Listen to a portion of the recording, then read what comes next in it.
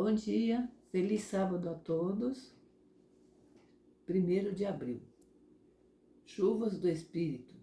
Alegrai-vos, pois, filhos de Sião, regozijai-vos no Senhor, vosso Deus, porque Ele vos dará em justa medida a chuva, fará descer como outrora a chuva temporã e a serôdia.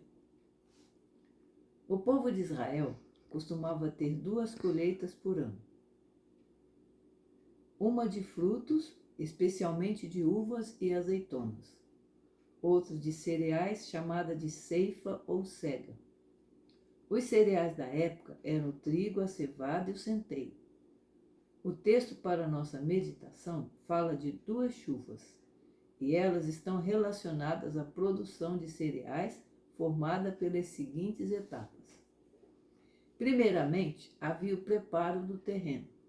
A terra era revolvida com algum tipo de arado e ficava livre de pedras e plantas nocivas. Isso representava o ministério de João Batista.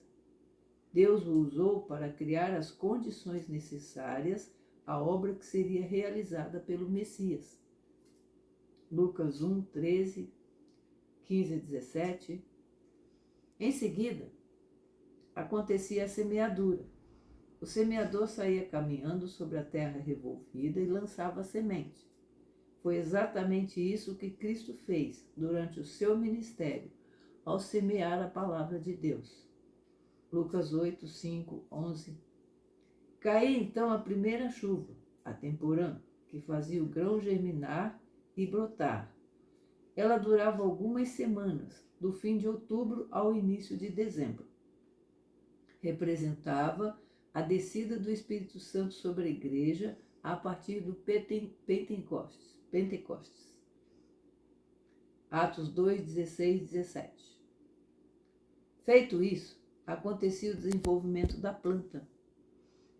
Nos meses seguintes, ela cresceria até o máximo e soltaria os cachos com seus grãos. Desse modo, a igreja cresceu e se espalhou até os confins da terra. Atos 1, 8. Chegava a época de cair a última chuva, a serôdia, entre março e abril, a qual apontava para a descida do Espírito Santo sobre a igreja no tempo do fim. Essa chuva tinha um propósito: o amadurecimento dos grãos, o resultado esperado de todo o processo. Isso equivale ao preparo final da igreja, Apocalipse 14, 14 e 15. Por fim, acontecia a ceifa. Munidos de foices, os ceifeiros cortavam o cereal maduro e o recolhiam no celeiro, o que prefigurava o retorno de Cristo, para buscar sua igreja e levá-la para o seu reino.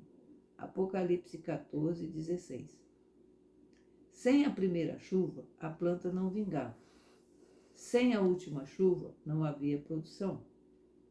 Sem a poderosa atuação do Espírito de Deus em nós, nada acontecerá. Permitamos que Ele opere profundamente e nos prepare para a colheita final. Querido Deus, nós te agradecemos, Senhor, porque o Senhor é bom e a sua misericórdia dura para sempre. Pai querido, te agradecemos pelo plano da salvação, te agradecemos pela atuação do Espírito Santo, esse nosso conselheiro, professor querido que o Senhor deixou conosco. Ajuda-nos tão somente, Senhor, a obedecer, a ouvir, a entender e colocar em prática todas as lições que o nosso querido professor nos ensina. Fica conosco, perdoa-nos, dá-nos um bom dia na tua companhia, em nome de Jesus. Amém. Até mais.